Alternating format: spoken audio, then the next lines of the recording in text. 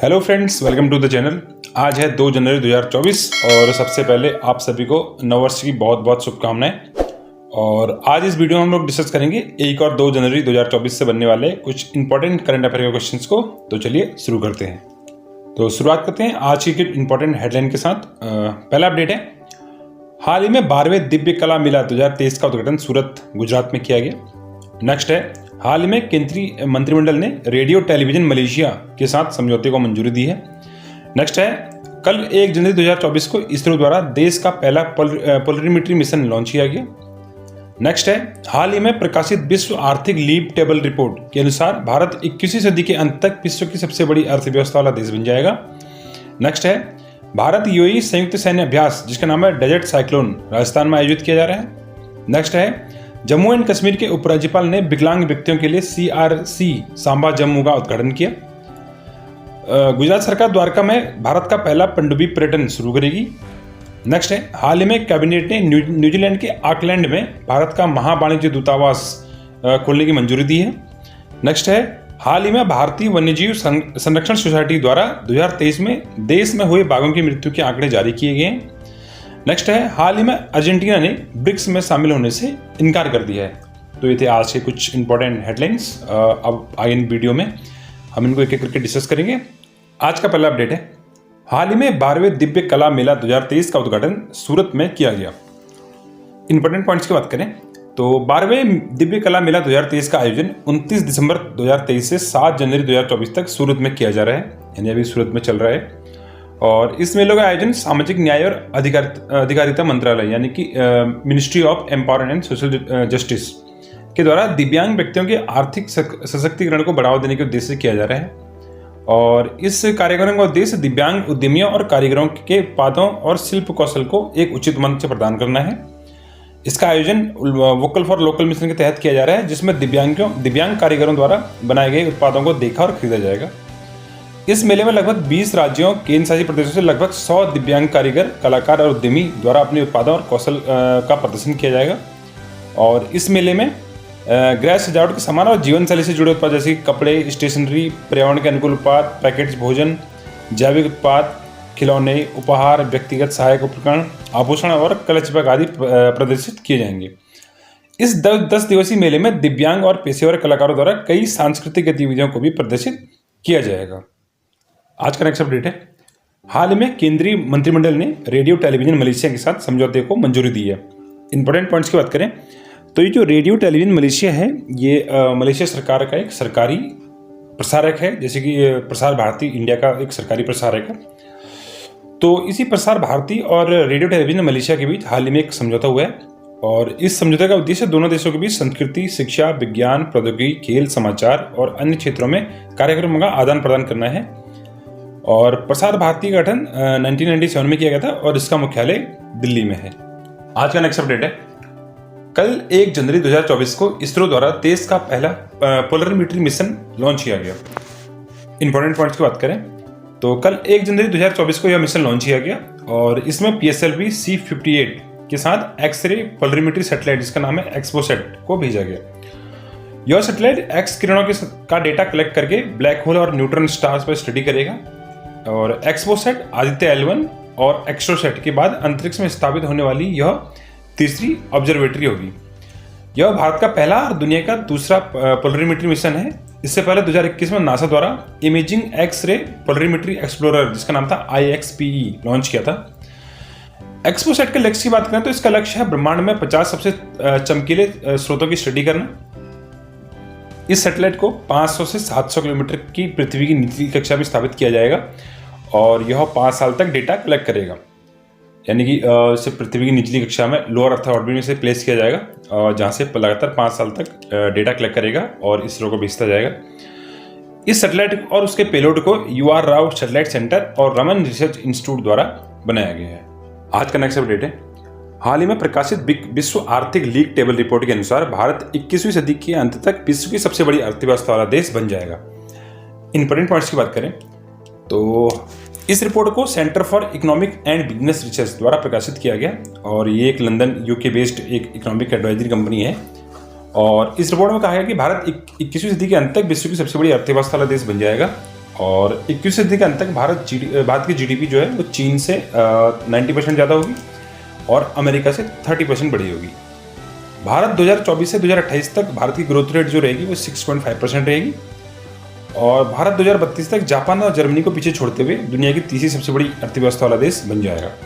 यानी कि इसका प्रेडिक्शन है, एक तो 2024 से लेकर 2028 तक भारत की ग्रोथ रेट 6.5% रहेगी और दूसरी है कि 2032 तक भारत जापान और जर्मनी को क्रॉस करके वर्ल्ड की तीसरी सबसे बड़ी इकोनॉमी बन जाएगा। और वर्ष 2080 तक के बाद भारत चाइना और अमेरिका को पीछे छोड़ते हुए सबसे बड़ा आर्थिक महाशक्ति बन जाएगा। यानी कि 2080 तक भारत जो है चाइना और यूएस को क्रॉस करके वर्ल्ड की नंबर 1 आर्थिक महाशक्ति बन जाएगा, यानी कि वर्ल्ड की सबसे बड़ी इकोनॉमी बन जाएगा। आज का नेक्स्ट अपडेट है, भारत यूएई संयुक्त सैन्य अभ्यास जिसका नाम है डेजर्ट साइक्लोन राजस्थान में आयोजित किया जा रहा है।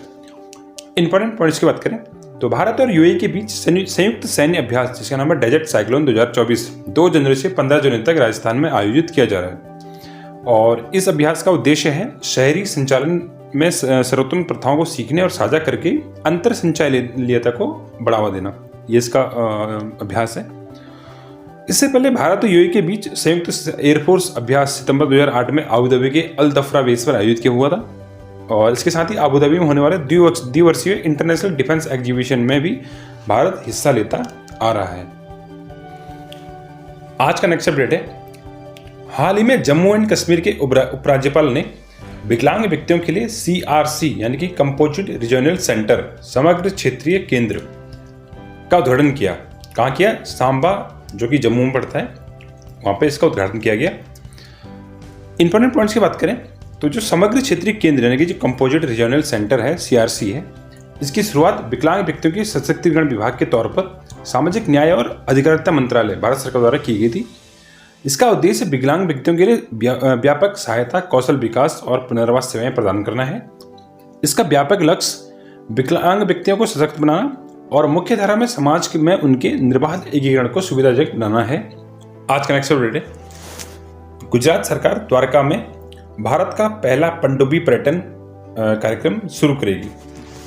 इंपॉर्टेंट पॉइंट्स की बात करें तो गुजरात सरकार ने द्वारका में भारत का पहला पनडुब्बी पर्यटन शुरू करने के लिए मचगांव डॉक लिमिटेड के साथ एक पार्टनरशिप की है और दिवाली 2024 से पहले पनडुब्बी पर्यटन सुविधा चालू होने की उम्मीद है।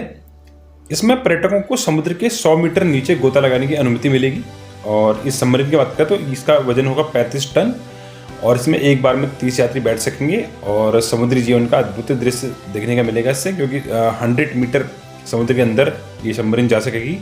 आज का नेक्स्ट अपडेट है, हाल ही में कैबिनेट ने न्यूजीलैंड के ऑकलैंड में भारत का महावाणिज्य दूतावास खोलने की मंजूरी दी है। इंपॉर्टेंट पॉइंट्स की बात करें तो भारत शीघ्र ही न्यूजीलैंड के ऑकलैंड में अपना महावाणिज्य दूतावास यानी कि बिजनेस कॉन्सुलेट खोलना जा रहा है और ऑकलैंड में भारत के महावाणिज्य दूतावास खोलने से भारत की राजनयिक पहुंच को और भी विस्तार मिलेगा। इससे भारत के रणनीतिक और वाणिज्यिक हितों को बढ़ावा देने और ऑकलैंड में रहने वाले भारतीय समुदाय को बेहतर ढंग से सहयोग कर पाने में भी सहायता मिलेगी। और इसमें न्यूजीलैंड में करीब 2.5 लाख लोग रहते हैं, जिसमें से 1,70,000 लोग अकेले ऑकलैंड में रहते हैं, क्योंकि ऑकलैंड जो है वो न्यूजीलैंड का सबसे बड़ी सिटी है। ऑकलैंड में के इस वाणिज्यिक दूतावास में 12 महीने की समय सीमा के भीतर खोले जाने और पूर्णतः क्रियान्वित होने की संभावना है। 1 साल के अंदर से खोला जाएगा और पूर्ण तरह से ऑपरेशनल कर दिया जाएगा। इसके अलावा भारत न्यूजीलैंड व्यापार परिषद भी ऑकलैंड में ही स्थित है, जबकि भारतीय उच्चायोग न्यूजीलैंड के वेलिंगटन में है, जो कि न्यूजीलैंड की राजधानी है और जहां भारत के उच्चायुक्त का कार्यालय भी स्थित है। और न्यूजीलैंड की बात करें तो राजधानी वेलिंगटन है और इसके प्रधानमंत्री है क्रिस्टोफर लक्सन, जो कि अभी हाल ही में हमने ये भी एक न्यूज़ कवर की थी, हाल ही में चुन के आए हैं। आज का नेक्स्ट अपडेट है, हाल ही में भारतीय वन्यजीव संरक्षण सोसाइटी द्वारा वर्ष 2023 में देश में हुए बाघों की मृत्यु के आंकड़े जारी किए हैं। इंपॉर्टेंट पॉइंट्स की बात करें तो इन आंकड़ों के अनुसार देश में सबसे अधिक बाघों की मृत्यु महाराष्ट्र में हुई है। महाराष्ट्र में सबसे अधिक 52 बाघों की मौत हुई है और इसके बाद MP में 45 बाघों की मौत हुई है और उत्तराखंड में 26 बाघों की मौत दर्ज की गई है। तमिलनाडु और केरल में 15 मौतें दर्ज की हैं, कर्नाटक में 13 मौतें हैं और भारत में कुल 79 बाघों की मौत का कारण प्राकृतिक और अन्य कारण है, यानी कि जो नेचुरल डेथ हुई है या कोई अन्य कारण था। और 55 बाघों की मौत अवैध शिकार के कारण हुई है, जबकि 46 बाघों की मौत आपसी लड़ाई के कारण हुई है और उपचार के दौरान 14 बाघों की मौत हुई है। और वर्ष 2023 में कुल 204 बाघों की मौत हुई है। और इसके अलावा अगर कुछ कुल टाइगर रिजर्व की बात करें तो वर्तमान में इस समय भारत में कुल 54 टाइगर रिजर्व मौजूद हैं। आज का नेक्स्ट अपडेट है, हाल ही में अर्जेंटीना ने ब्रिक्स में शामिल होने से इनकार कर दिया है। इंपॉर्टेंट पॉइंट्स की बात करें तो हाल ही में अर्जेंटीना के नए राष्ट्रपति जिनका नाम है जेवियर मिलेई, अभी हाल ही में न्यूज़ कवर की थी, हाल ही में अर्जेंटीना में इलेक्शन हुआ था तो जेवियर मिलेई जो है वो चुन के आए थे, तो उन्होंने ब्रिक्स में शामिल होने से इनकार कर दिया है। अर्जेंटीना में नवंबर में ही राष्ट्रपति इलेक्शन हुए थे जिसमें दक्षिणपंथी नेता जेवियर मिलेई की जीत हासिल हुई थी।